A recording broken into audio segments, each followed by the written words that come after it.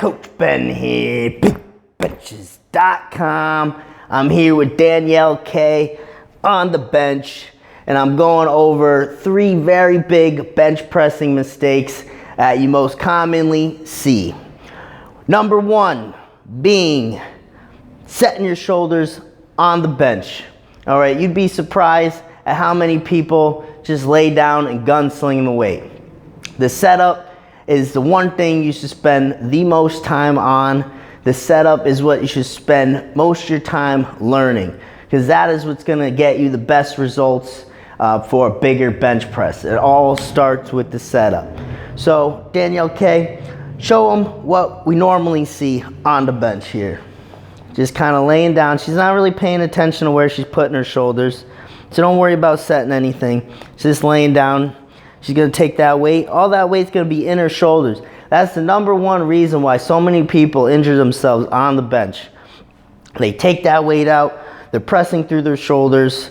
There's no thought or attention to how they're setting up on the bench. They just kind of get down and then just lift.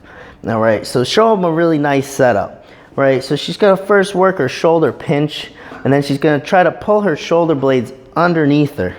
Now look at the difference here.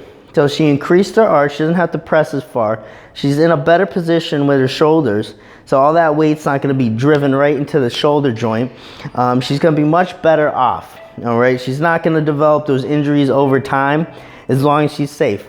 So set up, like I said, number 1 thing, prioritize your time learning on how to set up better on the bench.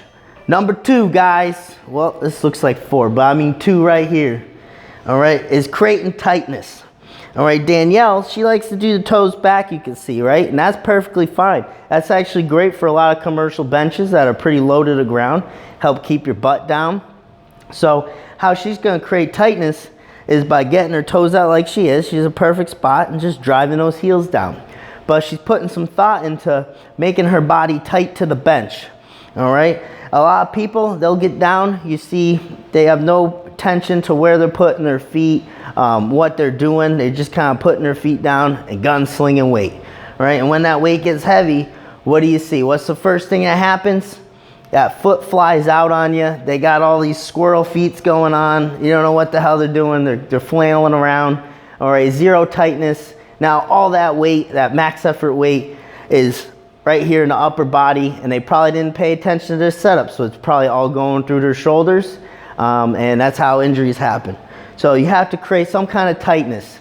So if anything helps you, just think about staying attached to that bench. So someone's going to come out of here. If I'm going to push Danielle from the side, like, she's not going too far, right? She's staying nice and stable to that bench. So just adopting that thought process is going to help you greatly. So 2 ways you can go about it: tucking the feet back, driving the heels like she does great here, or putting your feet out flat and pay attention to pushing back on the bench to create that tightness. Driving your knees out, pushing back. All right? Either way you like to do it, find your own style. You just have to make sure you're tight to that bench. No flailing feet. Number 3 is going too heavy too often. All right? It's good to get some heavy work in, but majority of people in the gyms, what's their program? They're probably just working up to a top set for the day, testing what they can do, testing way too often what they can do. You know, it's only so much progress you can make in 3-4 weeks, guys. You're not going to hit a huge max in a month. All right, think more in the term of 6 months and 4 months even. You know, even think about longer term, a year. You know, put some solid training in with sub-max weights for even a year, and then test your bench, and you'd be surprised at how big of a PR you hit. Every time you go and test your max, you are running the risk of injuring yourself.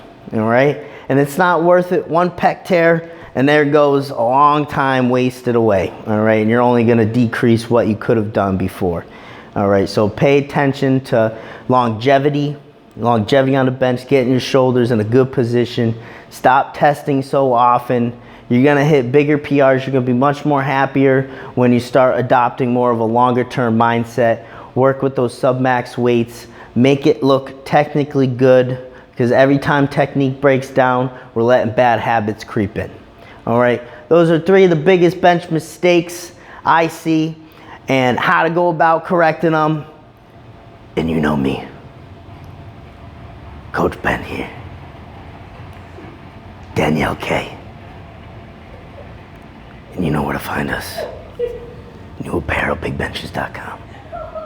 You can meet us on a bench.